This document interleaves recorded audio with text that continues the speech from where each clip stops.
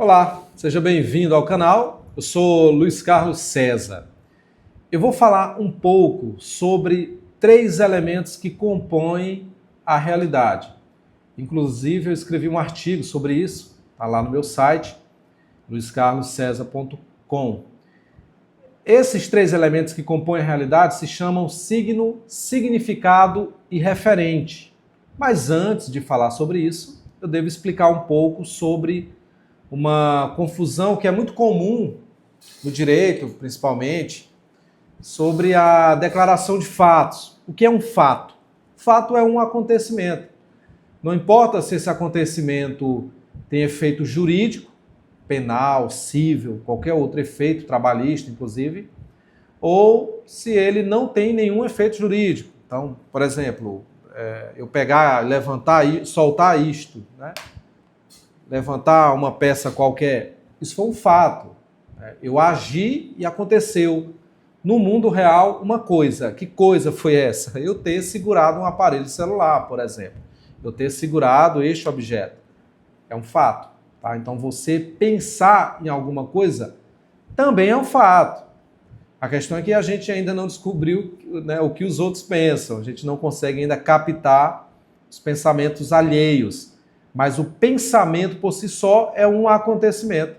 Né? Então, se é um acontecimento no mundo real, é um fato. E existem os fatos jurídicos. Você está andando na rua e aí vem um carro e te atropela. Você está sobre a calçada, um carro te atropelou sobre a calçada. Um fato que tem efeitos jurídicos. Aí tem efeito civil ou efeito criminal, por exemplo. Se quem atropelou estava embriagado. Né? Então, são efeitos, são fatos que acontecem. Tudo. Então, tudo que acontece é um fato. Né? Só que eu dizer que fatos aconteceram não significa que eu estou dando minha opinião sobre tal acontecimento. E é o que muita gente confunde. Né? Quando eu declaro fatos, eu estou apenas declarando um acontecimento. Estou apenas relatando o que aconteceu no mundo real. Tá? Então, segura essa informação aí. Signo, significado e referente. O que é um signo? Signo é tudo aquilo que os sentidos externos captam. Né? Então, a audição, eu escutei um som, olfato, cheirei algo. Né? Então, eu vejo algo, estou captando uma informação. Então, os nossos 5 sentidos externos, eles captam informações, o tato, paladar, né? Visão. Então, eles captam essas informações. E essas informações são... O que é que elas captam? Elas captam signos. Então, quando eu vejo a lua, eu estou vendo ali um elemento, um astro. Quando eu olho para uma letra, a letra A, por exemplo, o signo é o quê? É o A. É a letra do alfabeto latino, é o A. A letra A, a letra B, a letra C. Então, essas letras são signos. Uma placa na rua, pare, escrito o nome pare, é um signo. Ali tem uma cor vermelha, foi convencionada a colocar aquela cor, e tem letras brancas, convencionado também a pôr aquelas letras brancas. E o que é que aquela placa significa? Aí entra a explicação. Todo signo exige uma explicação. Senão você não compreende ele, né? Você não vai entendê-lo. Então, o signo são o que os nossos sentidos captam e exige sempre uma explicação, ou seja, um significado. O que é o significado? O significado é um conjunto de também signos, mas que explicam o que o signo representa. Então, o que é a letra A? Olha, a letra A é uma letra do alfabeto latino. Ok. O que é aquela placa na rua? Aquela placa é um signo, placa, e ela explica o quê? O que é que ela significa? Ela significa que você, quando chegar naquele ponto da rua, você deve parar, sob pena de, primeiro, morrer atropelado ou ser multado. É uma forma de organização do trânsito. Então, você explica o significado daquela placa, que é um signo. Né? Beleza. Eu posso apresentar um signo e posso explicar o significado desse signo apenas por em papel, apenas impresso em papel. Então eu pego um livro, mostro para a pessoa, olha, é isso aqui. Mas, para que feche esse ciclo, esse conjunto de informações, seja completado, é necessário que você apresente um referente, que é o terceiro elemento da realidade.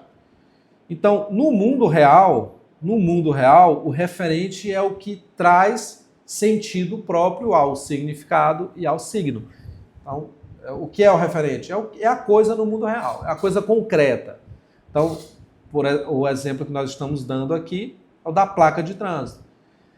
Então, eu ensino ao aluno, olha, por uma imagem, isso aqui é um signo, a placa, né? E aí alguém me pergunta, o aluno me pergunta, mas o que é esta placa? O que significa isso? Aí eu vou explicar, olha, isso aqui é uma placa de trânsito, que é usada para delimitar, organizar o trânsito, delimitar espaço, tempo, né? Você tem que parar ali, o semáforo, por exemplo, é outro signo, que tem também um significado. Só que, qual é o correto, né, para que feche esse conjunto de informações de signo, significado e referente? É só eu pegar o aluno e levar lá na rua. Olha para esta placa. A placa que você viu no livro é esta aqui, por exemplo, é uma delas, né? E aí o aluno olha para a coisa no mundo real. Então, exemplo, uma bola de futebol. Uma bola, ela pode ser de futebol, de tênis, de basquete, de vôlei, tem vários tipos de bola.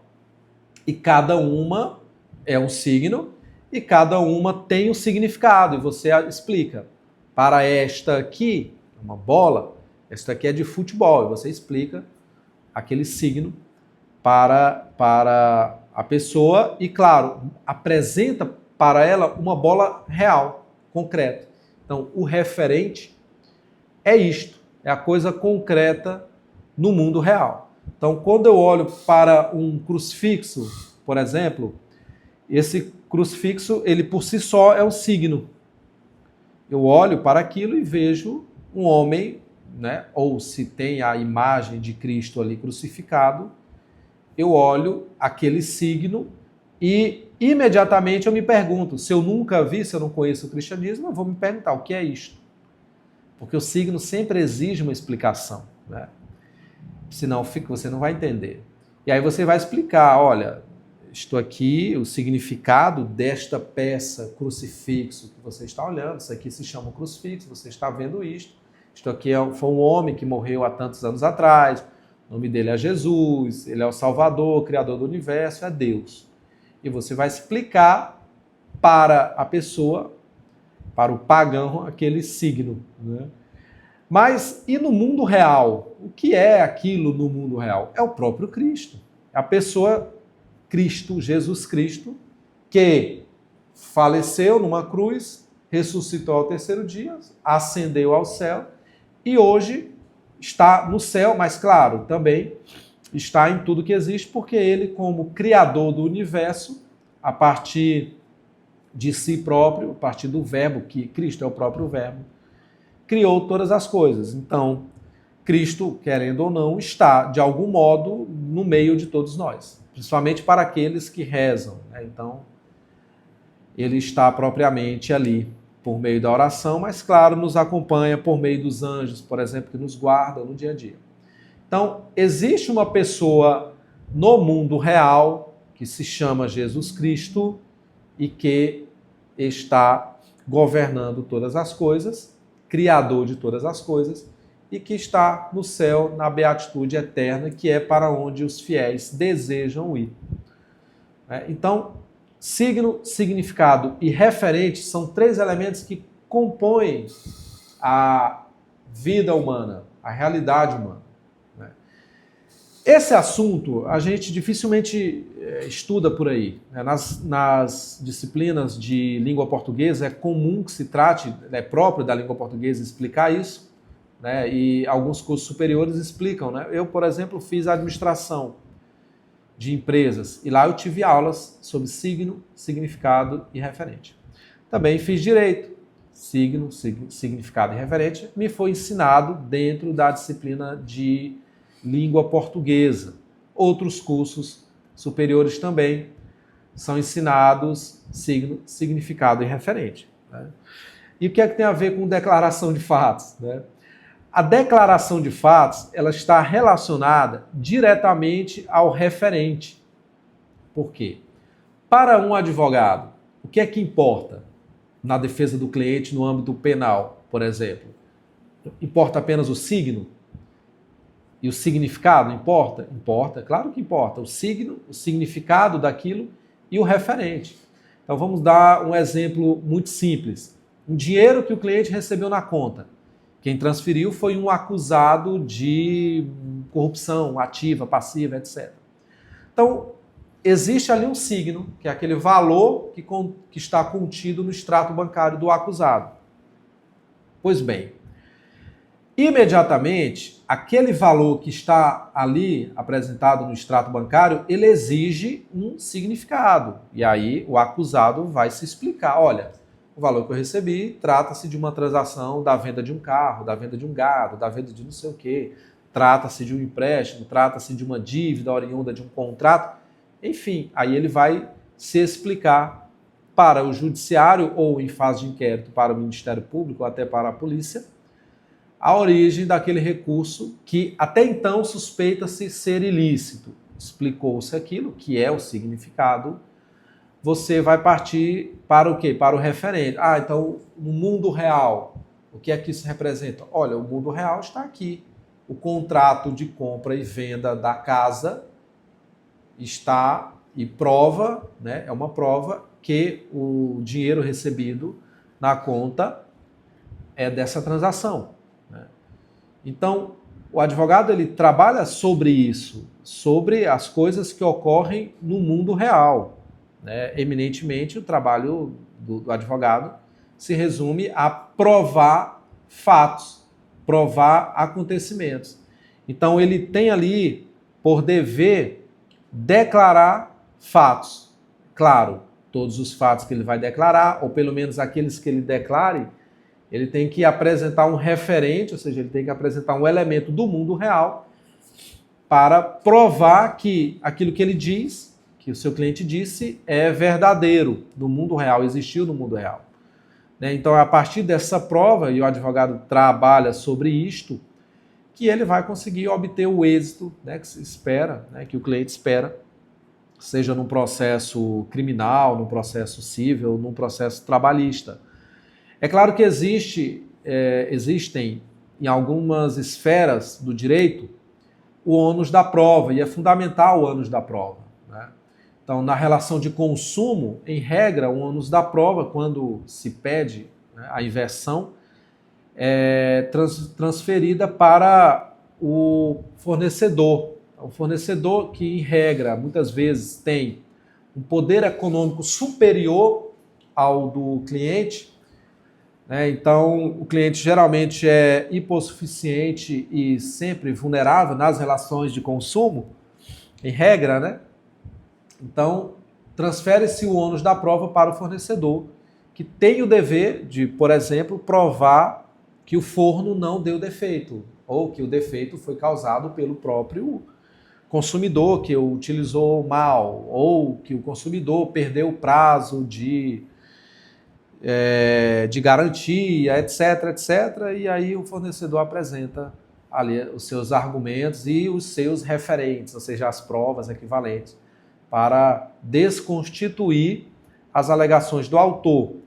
Então, existe na área criminal, quem acusa é quem tem o ônus de provar. Né? Então, o MP, em regra, tem o dever de provar o ilícito, exceto no âmbito ali ambiental, que muitas vezes, né, numa ação civil pública, pode ser esse ônus transferido para aquele que é acusado de dano ambiental, mas isso é exceção à regra. Né?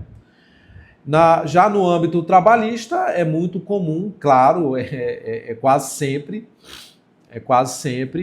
transferido o ônus da prova para o empregador. Então, principalmente, existem casos em que a lei exige, obviamente, esta prova imediata. Por exemplo, a quitação de férias, a quitação de depósito de FGTS, a quitação do 13º salário, enfim. Então, essas verbas, quando o reclamante, que é o trabalhador, exige o seu pagamento, é óbvio que a reclamada tem necessariamente que provar via documental que fez o pagamento. É ônus dela sempre fazer isso, né? Então, a compreensão do que seja declaração de fatos, em especial do que é um signo, do que é um significado, né, para o signo, e um referente, que é a coisa concreta no mundo real, ela é fundamental. Isso se aplica não apenas para quem atua no direito, quem é advogado, né, por exemplo, quem é promotor, juiz. Não apenas isso, mas para todo e qualquer profissional que atue no mundo real, é óbvio, né? Então, compreender que existem coisas que remetem exigências de significado, ou seja, existem símbolos, existem significados para esses símbolos, e existem coisas que refletem esse signo ao mundo real, é fundamental para vivermos bem, inclusive. Compreendermos como o mundo real funciona e agirmos bem.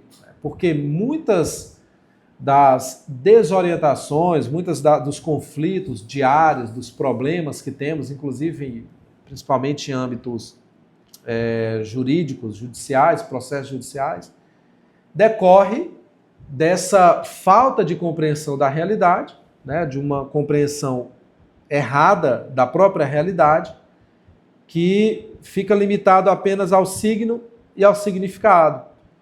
Então, alguém acusa o outro baseado no que ele viu, mas não compreendendo até mesmo o significado daquilo, acusa mal, né? E sequer buscou conhecer o referente, a coisa concreta no mundo real. E acaba por acusar mal. Então, o MP, quando acusa alguém sem observar esses elementos, ele acusa mal, e a denúncia, naturalmente, em regra, ela é rejeitada, né? E o acusado absolvido. Agora, é grave quando o MP age assim, porque ele acaba maculando a vida da pessoa. Então, quantas pessoas aí tiveram suas vidas destruídas por uma denúncia mal feita, né? Por uma propositura de uma ação injusta? Daqui que a pessoa tenha apresentado defesa, a imagem dela já circulou nas redes sociais, já teve sua imagem destruída, né? Então, é um problema não compreender estes elementos que, no fundo, são elementos muito simples de compreensão, né? O que eu falei aqui é muito simples, é tudo muito simples de ser compreendido, tá? Se você gostou desse vídeo, compartilhe, deixe seu comentário, se você já tinha ouvido falar sobre significado referente, e deixe seu like também, tá bom? Então, abraço, fica com Deus e até o próximo vídeo. Até mais.